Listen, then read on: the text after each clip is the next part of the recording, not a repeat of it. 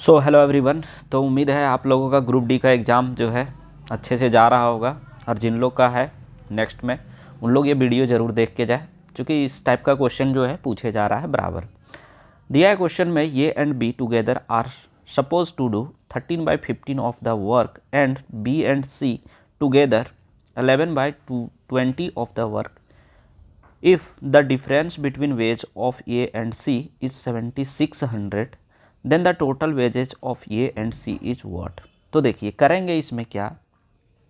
अच्छा, हिंदी में समझा देते हैं। क्वेश्चन बोल रहा है कि ए और बी दोनों काम मिल करके कर रहे हैं, तो 13/15 भाग जो काम का वो कंप्लीट कर रहे हैं, और बी और सी जो अगर काम करते हैं साथ मिल करके तो 11/20 भाग काम कर लेते हैं।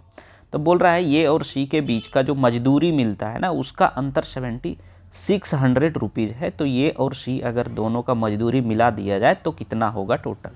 तो देखिए पहले हम लोग देखेंगे क्या ए प्लस बी जो है वो 13/15 दिया हुआ है, और फिर दिया है बी प्लस सी वो दिया हुआ है 11/20।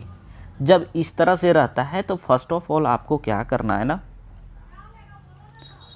इक्वल करना है डिनोमिनेटर को। तो यहाँ से अगर 4 से मल्टीप्लाई करते हैं और यहाँ पे 3 से, तो अगर 3 से यहाँ मल्टीप्लाई किए डिनोमिनेटर में, तो न्यूमरेटर में भी करना होगा, यहाँ भी आपका 4 से करना होगा। यानी यहाँ कितना हो जाएगा 52/60, और यहाँ हो जाएगा 33/60। अब देखिए ये और बी कितना कर रहा है, ये देखिए आपका 52, लेकिन ए बी और सी तीनों जो है ये कर रहे हैं 60, यानी टोटल काम 60 है। तो यहाँ से आपका कितना हो जाएगा, 60 में से 52 घटा देंगे तो 8 आ जाएगा, जो ये की क्या है, सी का काम है। ठीक है, सी का एफिशिएंसी निकल गया। अब देखिए अगर सी का निकल गया तो आपको पता होगा कि यहाँ से जो है ये टोटल आपका है 60, और ये बी और सी जो है ये दिया हुआ है। अब ए का चाहिए, तो ए का निकालने के लिए क्या करेंगे, 60 में से 33 घटा देंगे तो ए का वैल्यू जो है वो 27 आ जाएगा। अब इतना आ चुका है, टोटल 60 है, तो ए और सी का आ चुका है। आगे हम लोग को निकालने का ज़रूरत नहीं है, अगर निकालना है तो आप पुट कर दीजिए वैल्यू। ठीक है, कैसे पुट करेंगे, देखिए ए का वैल्यू अगर इसमें भी पुट करते हैं तो बी का मेरा निकल जाएगा। देखिए 27 प्लस बी इक्वल टू 52 है, यहाँ पे 52, तो b इक्वल टू 52 माइनस 27, तो यहाँ से हो जाएगा कितना आपका, ये हो जाएगा 29, हाँ 29, 12 में 7, सॉरी 25 हो जाएगा, सॉरी b का वैल्यू 25, लेकिन b का नीड नहीं था, तो यहाँ पे ये चीज़ आपको नहीं करना था एग्ज़ाम में।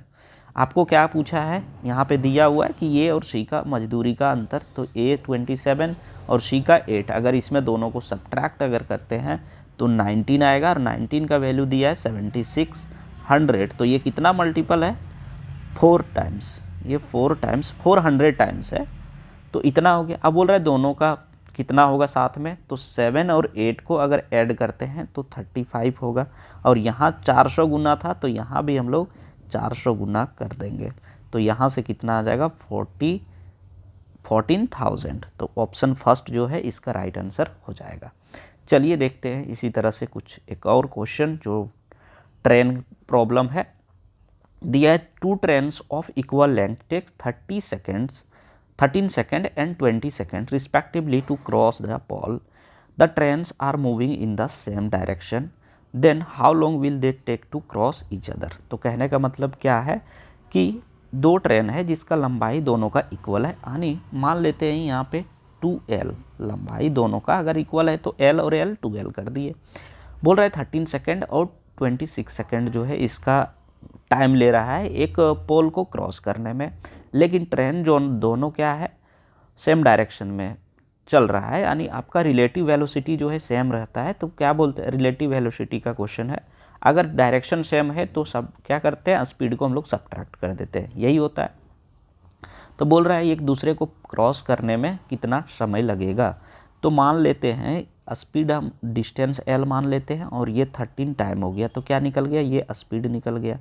अब स्पीड निकला एक का, दूसरे का स्पीड क्या हो जाएगा, स्पीड ऑफ 2, स्पीड ऑफ 1, दूसरे का भी वही होगा L/26। अब क्या रूल हम लोग को पता है कि स्पीड जो है हम लोग घटा देते हैं, तो घटा दीजिए।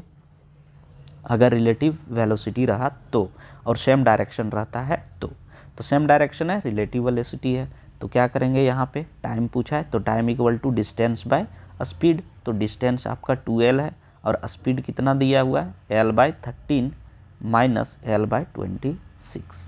अब इसको हम लोग सॉल्व करते हैं। 2L बाय यहाँ से 26 जो है इसका LCM आ जाएगा, ये हो जाएगा आपका 2L माइनस L, यानी 2L बाय L, और ये 26 नीचे है तो जा कर के ऊपर मल्टीप्लाई हो जाएगा, तो ये 26 L से L कटा और ये 26 टू जा 52 सेकेंड जो है इसका राइट आंसर हो जाएगा ऑप्शन नंबर 4। तो यहाँ से ये 2 क्वेश्चन था। उम्मीद है आप लोग को सब क्वेश्चन जो है अच्छे से समझ में आ गया होगा। Thank you.